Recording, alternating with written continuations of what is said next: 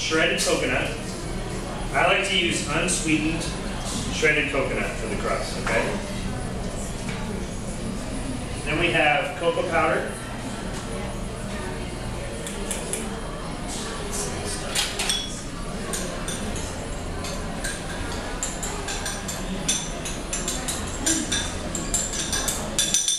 Okay. This is almond meal or ground up almonds. Okay, so when I say go get some almond meal, you don't have to go to the store and buy almond meal. You can buy raw almonds and grind them up in a grease jar, okay? Which is a lot cheaper than buying almond meal, okay? This is all white, which means that it comes from those blanched almonds that have peel on them. And you can use the ones that have peel. Trader Joe's has raw almonds that are like $4 a bag. A little agave nectar.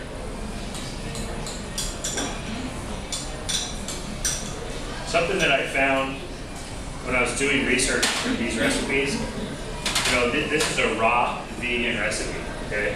So raw vegan desserts are very popular these days with the raw vegan crowd. Who's raw vegan? But actually, raw vegan desserts, my wife discovered, because she's a crazy for chocolate, are very, very good. So we're discovering these raw vegan desserts that are delicious. So. And that's where this recipe came from.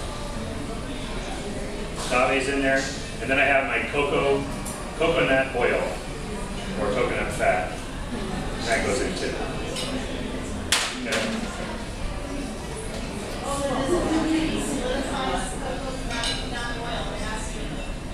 Well, see, the funny thing is you buy it at the store and it's liquid, and you take it home and you leave it in your kitchen and it's 74 degrees and it becomes a solid. So depending on the temperature is whether it's going to be a liquid or a solid. That's why it's sort of a weird, because it basically becomes an unsaturated fat at just above room temperature. Okay. So coconut oil, this is coconut oil. That's all it is. It just happened to be cool enough in this room for it to not become a solid or become a liquid rather. Okay, so here I am mixing this up. Am I doing okay so far? Am I following the recipe? Yes. Okay. Perfect. Good, good. Okay. This doesn't have to be whipped up like crazy. Next. So I would use a Tart pan, we don't have any, so I'm going to use this deep pan. So this is my crust, okay?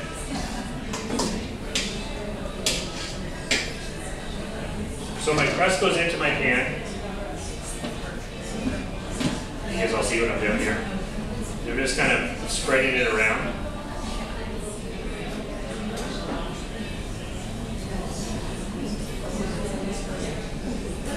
So if you have like a piece of plastic wrap, you can put the plastic over this and just kind of pat it down with your hands. I'm going to do my best here without that.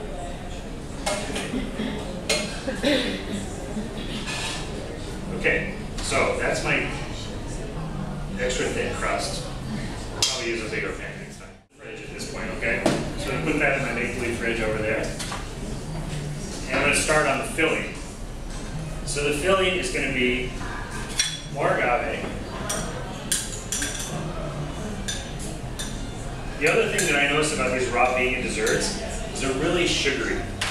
So I obviously adapted a recipe to this, and I took half the sugar out.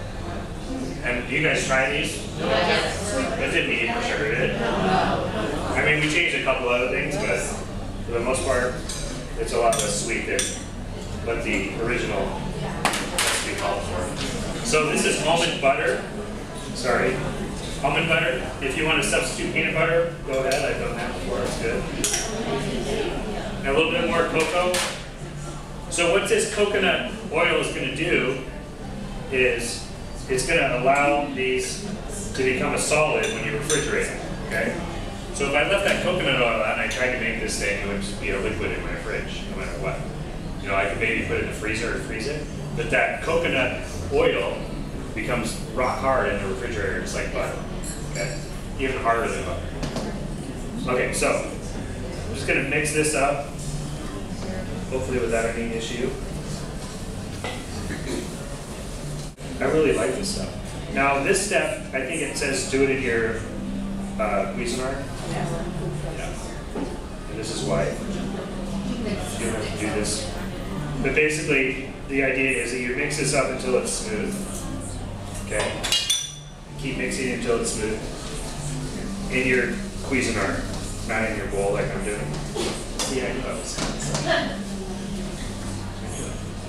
So, anyway, get the idea. Then you're going to pour that over the top. Okay, and it basically becomes this sort of smooth chocolate, almost like ganache. Okay, pour that over the top, put the whole thing in the fridge for an hour until it's chilled, and then cut it. It's very, very rich. I know you guys all tried it, so you know how rich it is. Very, very rich, but I think it's delicious. And I think, you know, for something, you know, I have 4 kids, and for some reason nowadays, kids have decided that they get dessert after every meal. So I don't know when that memo went out, but and this is something. This isn't necessarily something I'm going to give my kids before they go to bed. There's a lot of sugar, but it's It's something small, and it's something that has what I would consider healthy fat, and it also has something that's really rich in antioxidants. And I would feel comfortable giving this to my kids, like in their lunchbox or something like that. Small this school doesn't call me and tell me they're running around with their pants on their head or whatever. Anybody who has kids knows what happens when they eat a lot of sugar, right? It's literally like the worst drug. But I love these types of sort of alternative ideas. And that's really what we're all about here at True Food, is just sort of changing the paradigm a little bit, looking at things a little bit differently, but still eating really good, tasty food. You know, that didn't taste like health food. You know, none of this stuff tastes like health food. And that's the idea. You want it to taste. Once you lose people with taste, you're screwed. You know, it's got to taste good first and foremost, and that's important.